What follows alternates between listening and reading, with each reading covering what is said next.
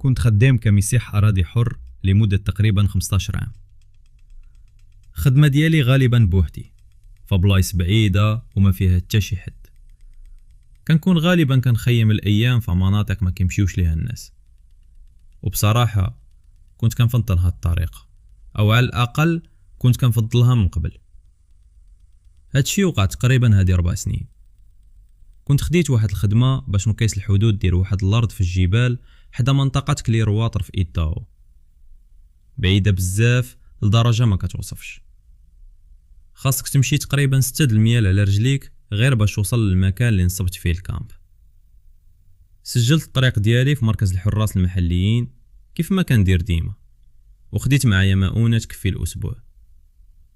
النهار الأول داز مزيان، لقيت 3 علامات ديال الحدود، سجلت كل شي ورجعت للكامب قبل ما يطيح الظلام. التوقعات ديال الطقس كانت كتقول غادي يكون البرد وثلج خفيف، وهذا تقريبا هو اللي وقع. ولكن في اليوم الثاني الامور بدات كتبدل، حيت طاح ثلج كتر بزاف من المتوقع. كانت الثلج كتر بزاف من اللي كان متوقع. العلامة الموالية ما كانتش بعيدة بزاف، غير تقريبا ميل واحد. وبدل ما نحبس تماك ونرجع قلت في خاطري علاش لا، وهذا القرار كان غلطة كبيرة. حتى لدابا كنقول مع راسي شحال كنت غبي، حيت ما قررش نبقى في بلاصتي ولا نخرج من الغابة ملي كان عندي الفرصة.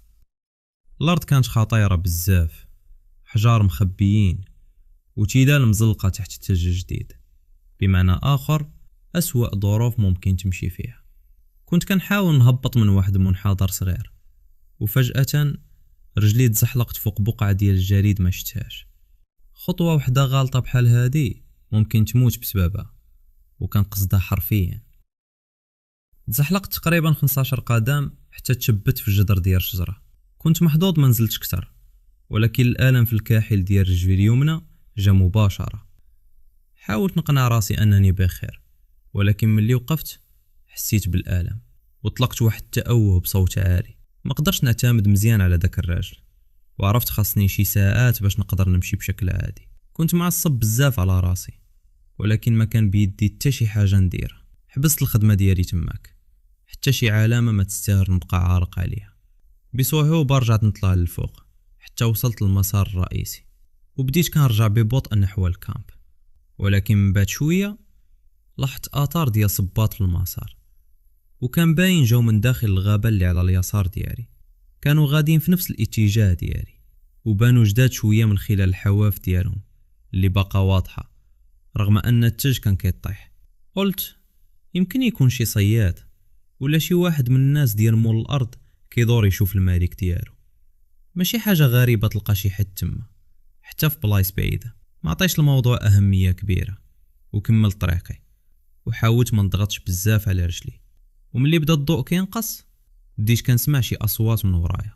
في الاول قلت غير اصوات ديال الغابه عاديه، ولكن كل ما ركزت كتر ولات كتبان بحال خطوات ديال شي واحد. بقيت كنلتفت لورا ونشوف، ولكن ما كان باين حتى شي حاجه. داك الجزء من الغابه كان غليظ بزاف، يعني الا كان شي حيوان كيتباني ولا شي حاجه ممكن ما نقدرش نشوفه اصلا.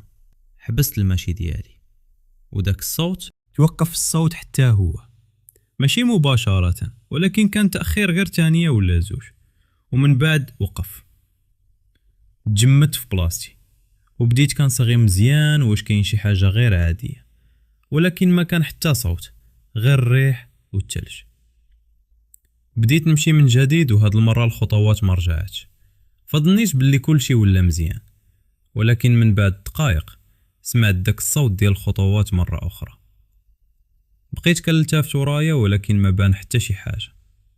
كان الامر مرعب بزاف، حيت كنت عارف انني الا كان شي خطر ما نقدرش نهرب بسرعه بسبب رجلي. هادشي كان اسوأ جزء. كنت باغي نتحقق شنو كاين ولا نخوف حتى شي حيوان، ولكن ما عنديش القدره ندير هادشي، فبقيت غير كنمشي. ومن بعد سمعت واحد الصوت ديال المعدن على الجهه اليسار ديالي. ما نقدرش نوصفو ديال مزيان، كان بحال شي حاجه كتضرب خفيف على عمود ديال سياج ولا على آلة.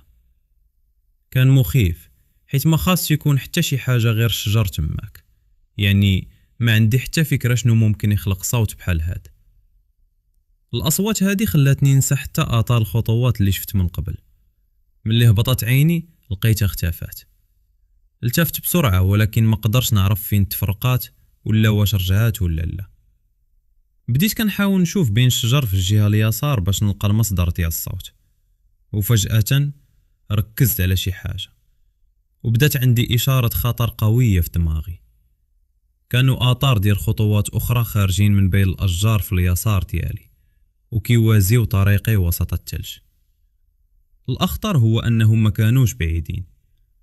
اللي كان كيمشي قدامي في داك المسار ولا دابا كيمشي حدايا وسط الغابة.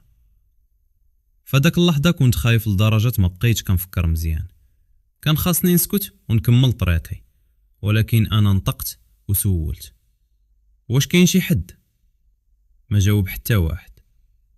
من بعد حوالي 20 ثانية ديال الانتظار فهمت خاصني نخرج من تماك، ولكن رجلي كانت مازال كتألمني بزاف، يعني ما نقدرش نمشي بسرعة. كنت باغي نركض ولكن ما قدرتش. مع ذلك كنت قريب بزاف للكامب، وقلت مع راسي إلا كملت غادي نوصل ونكون بخير. ما بقيتش كنسمع الخطوات من ورايا، وهذا كان مزيان، ولكن كنت عارف باللي كاين شي حد تماك. وزيد على هادشي كان واضح أنه كان قدامي في شي لحظة. وملي كنت قريب نوصل لموقعي سمعت صوت غصن ثقيل تكسر من ورايا. ما كانش صوت طبيعي هداك الشيء أكيد، ولكن ما حبستش نمشي. بقيت كنمشي غير كنفكر غير نوصل ونكون بخير. وفعلا وصلت للكامب. كانت ظلمة كاملة. غير ملي دخلت الخيمة ديالي فهمت أنني ماشي في بلاصة آمنة حتى داخلها. بديت نجمع الحوايج ديالي مباشرة. رجلي كانت كتخلي الحركة صعيبة بزاف، ولكن حاولت نسرع قد ما نقدر. تقريبا 60% من الخوف اللي كنت حاس بيه كان بسبب أنني إلا وقع شي صراع أو مطاردة ما عنديش أي فرصة ندافع على راسي. كان الصوت ديال الخطوات كاين قدام الخيمة مباشرة. كنت مرعوب بشكل ما كيتوصفش، وبديت كنقلب في العقل ديالي على شنو نقدر ندير. الخطوات ما كانتش كتقرب من الخيمة، ولكن كانت دايره بيها بحال دائره كامله. ما كان حتى شي حل قدامي غير نبقى كنستنى حتى يدخل عليا. الصوت ديال الدوران دا قدام تقريبا 5 دقائق، ومن بعد كلشي سكت. ما سمعتش حتى شي واحد كيمشي وكيبعد، ولكن بصراحه ما كنتش مهتم. كنت غادي نخرج في كل الاحوال سواء كان شي حد ولا لا. كملت جمع الحوايج ديالي وخديت نفس عميق بزاف قبل ما نحل الخيمه ونخرج للثلج. اول ما خرجت التفت نحو الغابه وصحت. كان كاين واحد الراجل واقف بين الشجر كيشوف فيا. كان كبير في العمر وباين عليه مريض وضعيف، بحال شي واحد قريب يموت. شكله كان مقرف ومخيف. فاني واحد بقيت كنشوف فيه، وكنت متوقع انه غادي يهجم عليا، ولكن ما دار والو. رفعت يدي وقلت ليه ما بغيش حتى مشاكل، وهو ما جاوبش. بقيت غير كنشوفو لعدة دقائق حتى قال كلمة مازال كتدور في بالي: انت محظوظ. ومن بعد دارو جو واختفى وسط الغابة. باقي الليل كان ضبابي في ذاكرتي، جزء بسبب الألم وجزء بسبب داك اللقاء. إلا كان باغي يعتدي عليا كان يقدر بسهولة، حيت رجلي كانت مصابة وما كنتش نقدر ندافع على راسي. كملت جمع الحوايج ومشيت بلا ما نبالي بالليل. ملي وصلت للفحص الطبي قالوا لي باللي التواء الكاحل كان قوي، وكان معجزة ما تزادش سوء من كثرة المشي. بلغت على داك الشخص اللي شفت في الغابة، ولكن كنت عارف تقريبا ما غادي يديروا حتى حاجة. ما خديتش أي خدمة في مناطق التلج لحوالي عام. مازال كنخدم في المهام البعيدة حيث هي مصدر رزقي، ولكن ما بقيتش كنخيم بوحدي في المهام ديال الشتاء. يا إما كنمشي مع شي حد يا إما كنرفض الخدمة. هذه مازالت كتر تجربة مرعبة دازت عليا في حياتي. عشت أغلب حياتي في ألاسكا. عائلتي مشات لفيربانكس ملي كنت عندي 6 سنين، وما عمري تقريبا ما خرجت منها. كنت كنخدم في مخيمات الصيد في الصيف وأنا مراهق، ومن بعد ولات حياتي كلها كتمشي في هذاك الاتجاه. دابا عندي 29 عام وخدام كمرشد في المناطق البرية في شمال ألاسكا.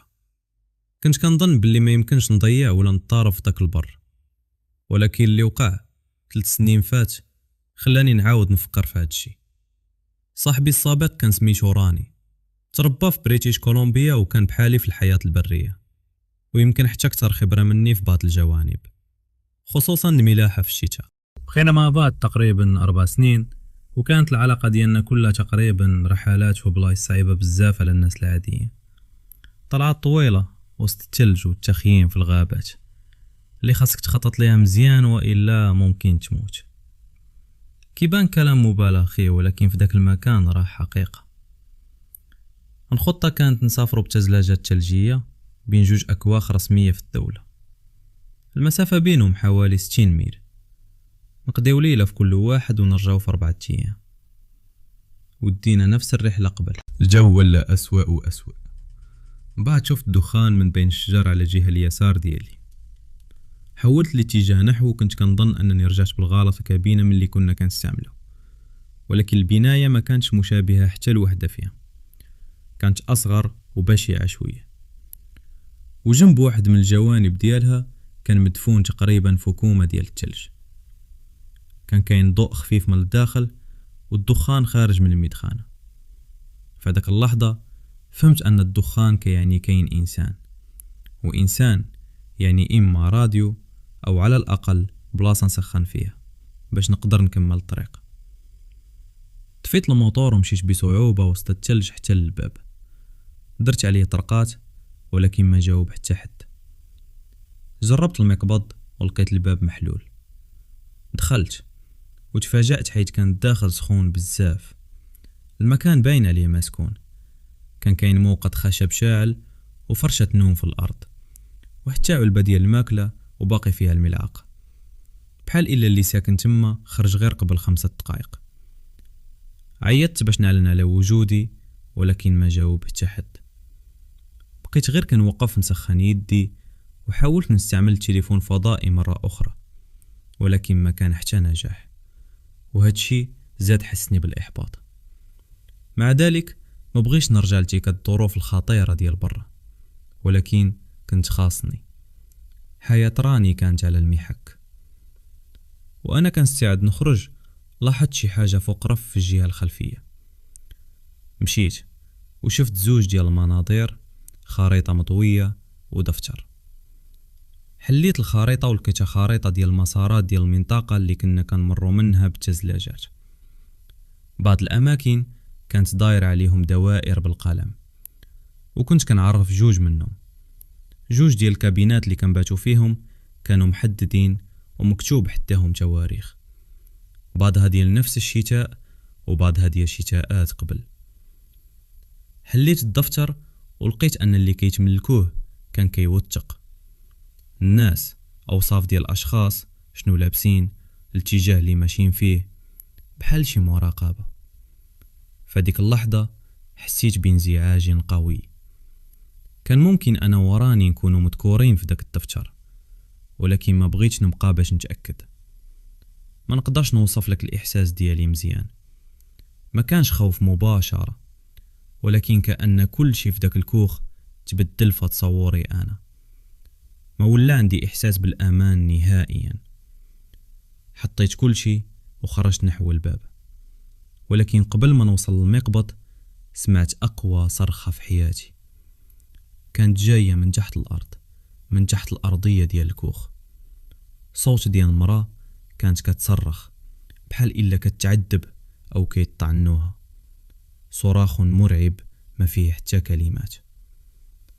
تجمت لحظة من صدمة، ومن بعد جريت نحو الباب وخرجت. ركبت الزلاجة ديالي وطلقت بأقصى سرعة بلا ما التفت لورا. ما شفت حتى مرة أخرى داك الكوخ. من بعد هادشي كنت في حالة صدمة لدرجة حتى باقي الطريق ما كنفتكروش مزيان. بشي مرحلة وصلت للكابينة الحقيقية وقدرت نتصل بالراديو ديال الطوارئ. بعتو هليكوبتر باش يوصلوا عند راني، ولقوه شبه ميت من البرد وكحل ومكسور بشكل خطير، ولكن كان حي وواعي. كانت أسوأ ساعات في حياتي. بعد أيام قالوا لي أنهم بعتوا فريق صغير، ولكن ما لقيو لا الكوخ لا أي حاجة كتطابق الوصف ولا المكان. المسؤول اللي كنت كنحكي معاه حتى قال لي يمكن كنت غير كنهلوس، وهنا فقدت اعصابي عليه. من بعد راني وانا تفارقنا بعد عام، وما كانش بسبب هاد القصة، ولكن مع ذلك مازال كنفكر فيها ديما. كاينين غير 3 تفسيرات لهاد اللي وقع، وكلهم صعيبين. الاول ممكن ما كان حتى شي حاجة حقيقية، وانني غير كنت كنهلوس من الخوف والتجمد، ودماغي صنع تجربة كاملة داخل بناية ما كانتش موجودة، وخليت راجلي يموت تقريبا في الثلج.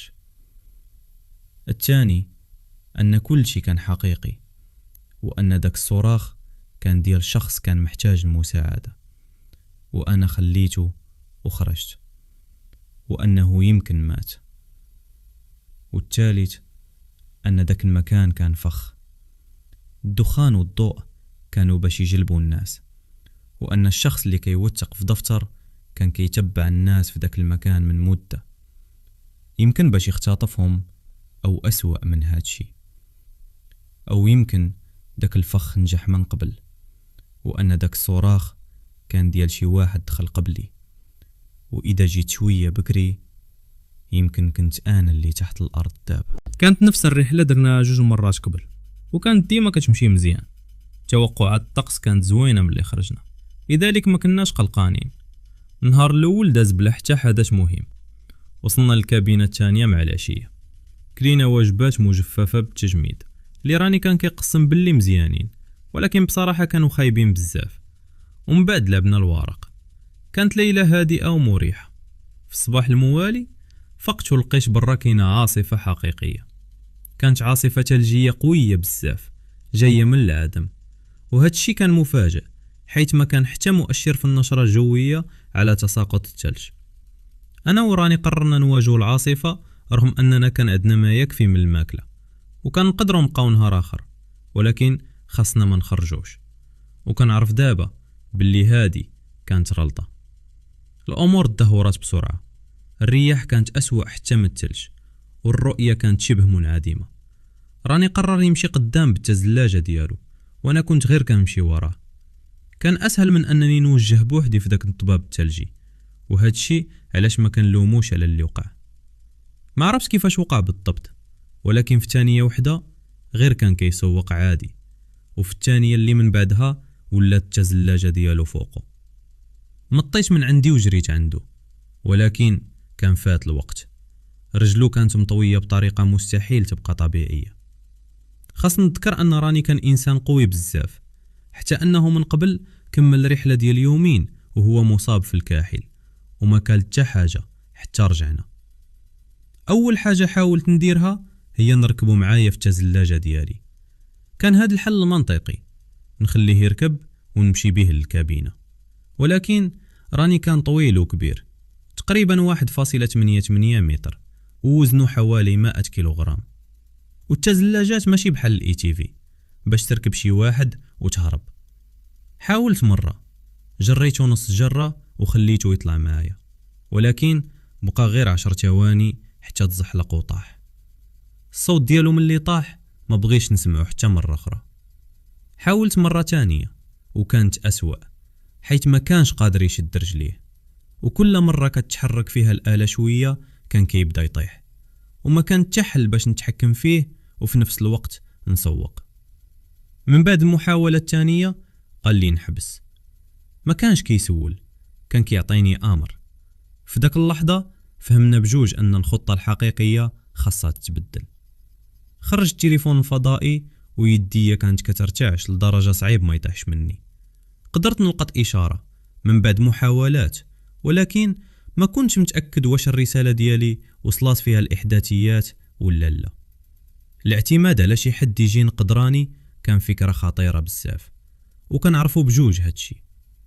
فهمت شنو خاص ندير، نخليه في بلاصتو مع كل شي ديالنا، وانا نمشي بالتزلاجة ديالي حتى الأقرب كابينة باش نستعمل راديو الطوارئ. ما كانش حتى نقاش كبير، غير تبادلنا النظرات وتفهم كل شي. حضرت ليه كل اللباس الإضافي اللي كان عندنا، وسجلت الإحداثيات في الجي بي اس ديالي. قال لي خليك حذر. ومن بعد قال لي ما ديرش شي حاجه حمقى. ومن بعد خليته في داك الثلج ومشيت. كنت كنقود تقريبا بالاحساس ومع الجي بي اس، ولكن الضغط كان كبير لدرجه كنت كنقرب ننهار نفسيا. من بعد حوالي 45 دقيقه بديت نحس ان شي حاجه ماشي هي، بحال العلامات ديال الطريق ما ولاتش كتركب والارضيه ماشي هي نفسها. بقيت كنقنع راسي انه غير الثلج كيخدع النظر، ولكن قلت يمكن غير وقفت شويه وبغات ما نلاحظش. وكان هاد التفسير معقول، ولكن ملي قلبت مزيان فهمت ما كاين حتى مسلك جانبي باش تمشي فيه، كانت غير اختفاش. قررت نجرب الطريق ديال اليمين. تفاجأت حيت كان حتى هو مهمل وكتر فيه الشجر، وكل ما مشيت كتر كل ما حسيت انه ما بقاش طريق اصلا. بقيت كنعيط على سميتها بحال شي غبي، ولكن ما كان عندي حل اخر. ما قدرتش نفهم كيفاش ممكن تخليني، فكنت كنظن غير شي خطأ. في واحد اللحظة سمعت غصن تكسر في الجهة اليسار ديالي وسط الشجر. ملي شفت بان لي شي حركة، شي حاجة تحركات مور واحد شجرة كبيرة. فداك اللحظة ظنيت فهمت كلشي. سينا كتلعب بيا. كان هادشي كيبان مناسب لشخصيتها. قلت ندير فيها نفس اللعبة ونفاجئها قبل ما تفاجئني. مشيت بشوية وبهدوء نحو الشجرة، وفي آخر لحظة قفزت باش نخوفها، ولكن وأنا كنصرخ فهمت أنها ماشي هي. كان راجل. تجمدت من الخوف، ولكن كان فات الوقت. كنت قريب ليه بزاف. راجل طويل وباين في العمر ديالو متوسط، وما كانش باين عليه حتى شي خوف. رجعت لورا شوية وهو غير كيشوف فيا. قبل ما يقول شي حاجة خرجت من فمي وقلت أنني كنقلب على صاحبتي، ولكن كان كلام بلا معنى. هو ما بانش عليه مهتم وبدا كيقرب ليا. أنا دورت وبدات كنرجع للطريق وأنا كنحاول ما نجريش، ولكن فجأة سمعت صوت آخر من الجهة اليمين. شفت ولقيت راجل آخر كيتحرك وسط الشجر. هاد الثاني ما كانش حتى كيحاول يختابه، كان واقف كيشوف فيا وبيدو بحال غصن ديال شجرة. فداك اللحظة هربت. الثاني كان ساد الطريق اللي كيرجع للمسار، فبقيت غير كنركض وسط الغابة بلا اتجاه واضح. كنت غير كنأمل نلقى شي طريق يرجعني. اول ما بديت نجري بجوجهم بداو كيجريو ورايا، وما بقاش حتى محاولة ديال التخبى. جريت ولكن كان صعيب حيت الغابة كانت غليظة بزاف. فجأة شي واحد شدني من رجلي وطحت. كان الراجل الأول وبدا كيحاول يشدني في الأرض. صرخت وركلته، وبمعجزة قدرت نحرر راسي منه. نضت بسرعة وكملت الجري. فمي كان عامر بالدم. ما عرفت واش تبعوني ولا لا، ولكن ما وقفتش. بقيت كنركض حتى لقيت الطريق، ومن بعد حتى وصلت للباركينغ. لقيت طونوبيل ديال سينا مازال تما، ولكن جوج الاخرين مشاو. سينا ما كانش في حتى بلاصه، وهذا زاد خوفني بزاف. وبديت كنفكر باللي داك الرجال اللي حاولوا يشدوني ممكن يكونوا شدوه هي، وكنت كنظن باللي شدوها وهي في خطر. ما عرفت شنو ندير. عيطت ليها تقريبا 10 مرات وما جاوباتش. كنت غادي نعيط للبوليس، ولكن في داك اللحظه صيفطات ليا ميساج كتسول فين مشيت، وانا كنكتب الجواب. رفعت عيني وشفتو خارجه من وسط الشجر بكل هدوء بحال والو ما وقع. سخت عليها تجي بسرعه وبديت كنشرح ليها شنو وقع، ولكن ما بانش عليها مهتمه. قلت ليها انني ما كنضحكش، ولكن كانت باينه غير معصبه شويه اكثر من خايفه. ركبنا في الطوموبيل وخرجنا. حكيت ليها كل شيء، ولكن ما تفاعلاتش نهائيا، وهادشي كان غريب بزاف بالنسبه ليا. هنا طلبت منها تشرح ليا فين كانت. قالت لي انها ظنت انني مشيت وخليتها، وبقات كتجري باش تلحق بيا، ولكن عرفت انها كذبه حيت انا رجعت شكرا بزاف لكل واحد تابع هاد الفيديو حتى النهايه. الدعم ديالكم كيعني ليا شير كبير وكيخليني نكمل ونقدم محتوى احسن ان شاء الله. الى عجبكم الفيديو ما تنساوش ديروا لايك وتشاركوا الفيديو مع اصحابكم، وخاصه تشتركوا في القناه وتفعلوا الجرس باش توصلكم كل فيديوهاتنا الجايه. كنوعدكم بمحتوى اقوى وقصص اكثر تشويق في المستقبل. شكرا بزاف على الثقه ديالكم.